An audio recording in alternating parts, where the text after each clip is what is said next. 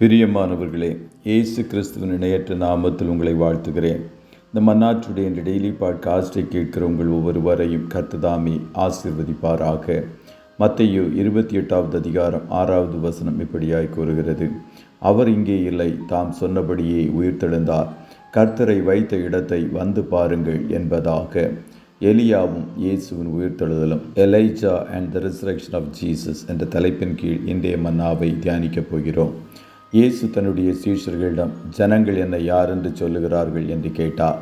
சிலர் எலியா தோன்றினான் என்றும், வேறு சிலர் பூர்வ காலத்து தீர்க்கதரிசிகளில் ஒருவன் உயிர்த்தெழுந்தான் என்றும் சொல்லிக் கொண்டபடியால் கலக்கமடைந்தார்கள். அதற்கு அவர்கள், சிலர் உம்மை யோவான் ஸ்நானகன் என்றும், சிலர் எலியா என்றும், வேறு சிலர் பூர்வ காலத்து தீர்க்கதரிசிகளில் ஒருவர் உயிர்த்தெழுந்தார் என்றும் சொல்லுகிறார்கள் என்றார்கள் என்பதாக லூக்கா 9:19 எழுதப்பட்டிருக்கிறது. சிலர் இயேசுவை எலியா என்று சொன்னார்கள் என்று வேதவசனம் கூறுகிறது. ஆனால் இயேசு பழைய ஏற்பாட்டில் நடந்த உயிர்த்தெழுதல்களை நிரூபிக்கும்படி வந்த தேவனுடைய குமாரன் என்பதை சீஷர்கள் அறிந்து கொண்டார்கள். விதவையின் மரித்த மகன் ஒருவனை எலியா உயிரோடு எழுப்பினார். இஸ்ரவேலருக்குள் அதை போன்ற அற்புதம் அதற்கு முன்பு நடந்ததில்லை. இயேசு இந்த உலகத்தில் இருந்தபோது மரித்து போன ஒரு விதவையின் மகனை தொட்டு உயிரோடு எழுப்பினார். எலியா யோர்தான் வழியாக சென்று பின்பு வெளிப்படையாக பரலோகத்துக்கு ஏறி சென்றார். அதுபோல இயேசு கல்வாரி என்னும் ஞானஸ்நானத்தின் மூலம் கடந்து சென்று பின்பு பலர் பார்த்து கொண்டிருக்கையில் பரலோகத்திற்கு கடந்து சென்றார். கல்வாரி என்னும் கடினமான பாதையில் இயேசு கடந்து சென்றதால் தான் இன்று நாம் மீட்பின் அனுபவத்தை பெற்று பரலோக பிரஜைகளாக மாறியிருக்கிறோம்.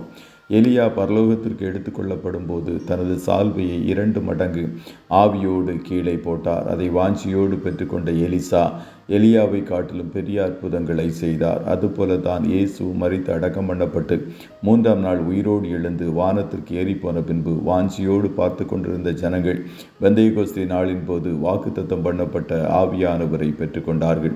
அதன் பின்பு இயேசு செய்த கிரியைகளை காட்டிலும் பெரிதான காரியங்களை சீஷர்கள் செய்தார்கள்.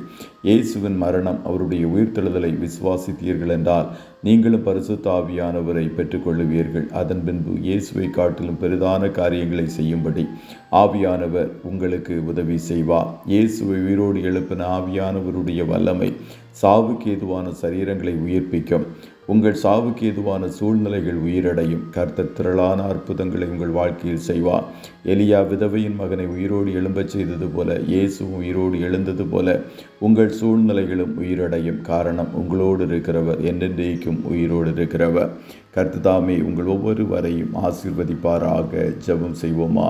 நல்ல தகப்பனை, உம்மை நன்றியோடு துதிக்கிறோம். இந்த மன்னாற்றுடைய இந்த டெய்லி பாட்காஸ்டை கேட்கிற உடைய பிள்ளைகள் ஒவ்வொருவரையும் கர்த்தர் ஆசீர்வதியும் என்று சொல்லி ஜெபிக்கிறோம். எங்கள் தேவன், பழைய ஏற்பாட்டு பரிசுத்தவான்கள் எல்லோரிலும் பெரியவராயிருக்கிறீரே, அதற்காய் ஸ்தோத்திரம்.